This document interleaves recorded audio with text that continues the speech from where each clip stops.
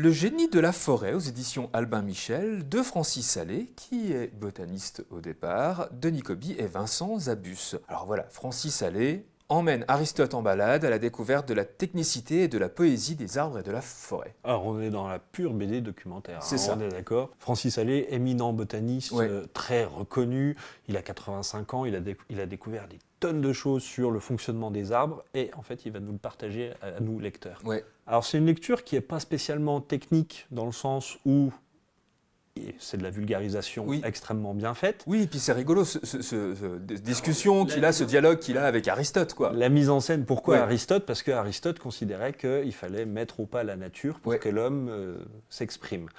Allez va le prendre complètement en lui disant non, t'avais tort, et je vais t'expliquer pourquoi, parce que par exemple les arbres font des trucs que les humains ne suspectent pas. Oui. Et donc il va revenir sur le génie de la forêt, tout C'est bêtement. ça.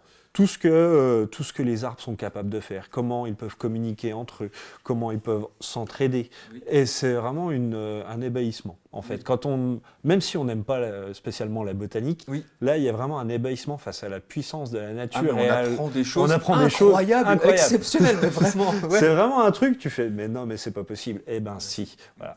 Et là-dessus, je trouve que, voilà, il y a évidemment un message écologique d'une puissance incroyable. Ouais. Francis Salé a d'ailleurs le projet de vouloir sanctuariser 80 km² de forêt pour en refaire une forêt primaire, mais ça va prendre 700 ans. Oui, c'est ça. Mais voilà, il considère que, tant pis, il ne verra pas le résultat de son vivant, les générations suivantes non plus, mais c'est important. Voilà. Et donc, voilà, il essaie de remettre l'humanité dans un temps plus long que la vie d'un humain. Oui. Ce qui manque peut-être un petit peu de nos jours, Oui. où on a une vue très court-termiste.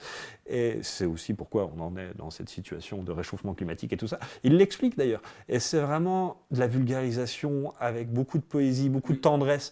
C'est pas revendicatif. Non, c'est pas donneur de leçons. C'est pas donneur de tout, leçons. non. C'est vraiment regarder ce que la nature est capable de faire. Émerveillez-vous. Voilà, il nous invite à nous émerveiller de la nature et justement de prendre en compte cette nature-là qu'on oublie un peu souvent, surtout dans les villes. Je veux dire, quand on est à la campagne, et ça va encore, on va se promener en forêt, mais on oublie ce besoin, cette nature-là, et qui nous fait vraiment du bien et qui est importante pour la planète, mais vraiment très importante. Il faut découvrir.